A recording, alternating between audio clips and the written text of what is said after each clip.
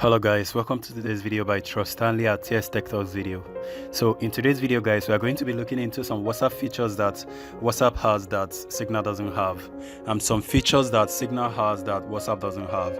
So in today's video guys, it's probably a WhatsApp versus Signal features. So let's dive into that. First, I'm going to give you guys a brief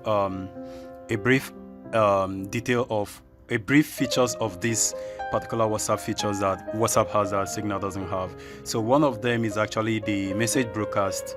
That's the first thing. And then the group calling limit that WhatsApp has. WhatsApp actually has more group calling limit.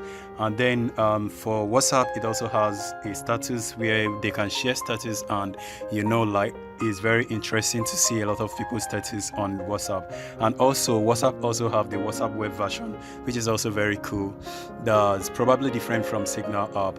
So on the Signal, these are the features that Signal has that WhatsApp doesn't have also.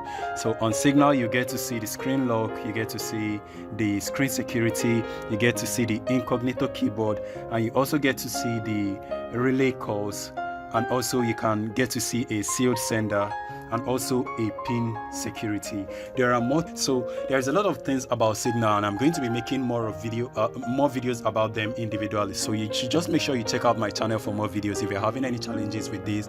But without this said and done, I think you guys will be able to choose which is the best application for you guys to make use of. So if you're okay and satisfied with this video, please don't forget to smash the like button and subscribe to the channel for more video. I'll be seeing you guys on my next video. Stay home guys and stay safe. Peace.